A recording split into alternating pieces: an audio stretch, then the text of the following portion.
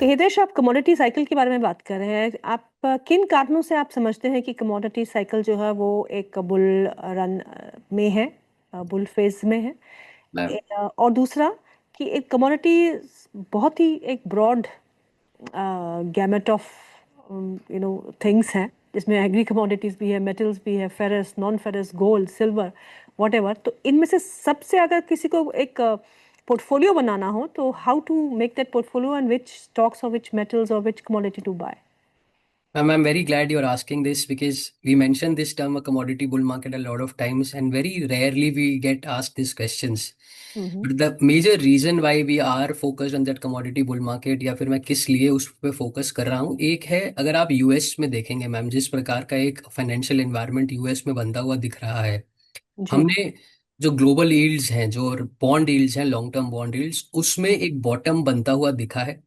And हम्म। हम already ऐसे levels पर आकर खड़े हैं US bond long term bond yields में, जहां पर हम 2007-2008 के लेवल्स के पास आकर खड़े हैं। जी।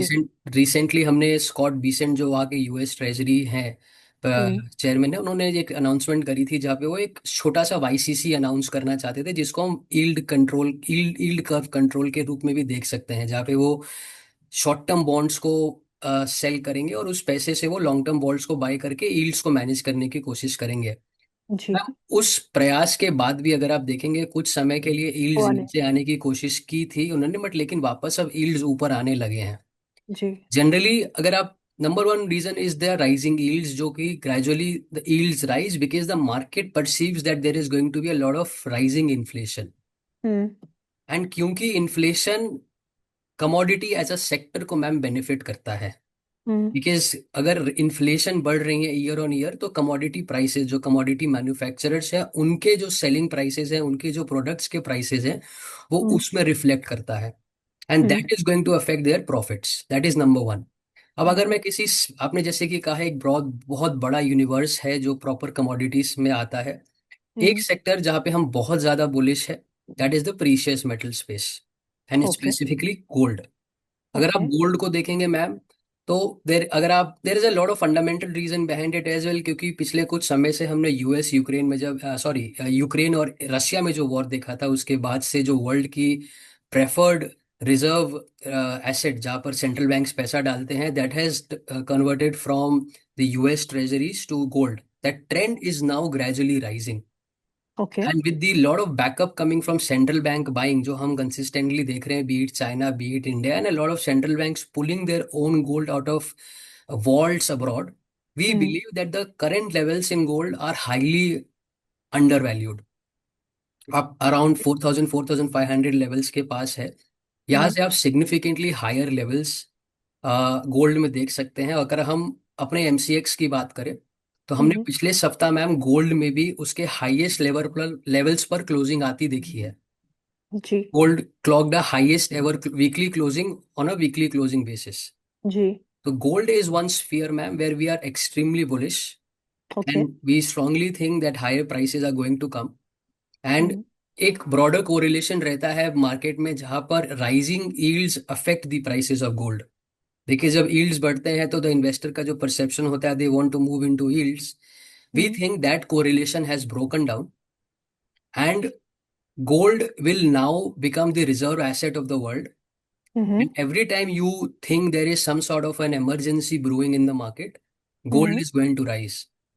सो इस छोटे से वे में मैंने कोशिश करी अपने सिनॉप्सिस या अपने थीम को एक्सप्लेन करने की ma'am, because this is a very long big discussion that you can have all the time. But correct. these are broadly the reasons why we are very bullish on a commodity bull market in across the globe. हम्म। चलिए, आपने बहुत अच्छे से समझा दिया कि gold जो है, it's the right time to get into gold once again, क्योंकि हमने 5500 के लेवल्स भी देखे हैं गोल्ड में। वहाँ से हमने एक 1000 पॉइंट्स, मोर देन $1000 की करेक्शन भी देखी है।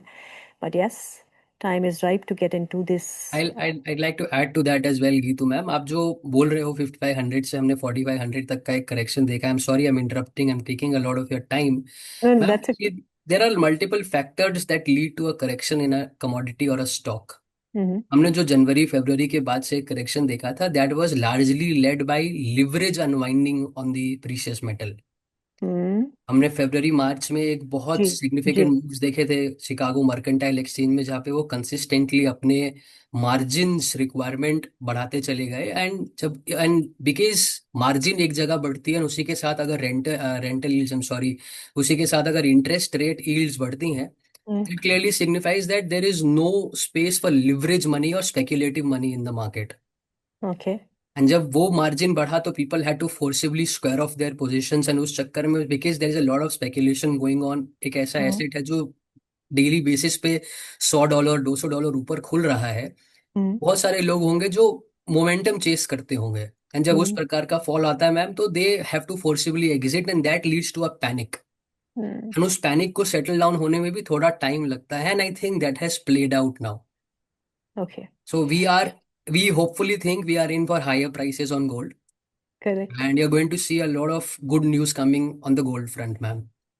चलो, गुड। Will await that. ये प्रोग्राम तो फिर गोल्ड पे ही हो गया, otherwise sometimes will have a longer discussion on gold.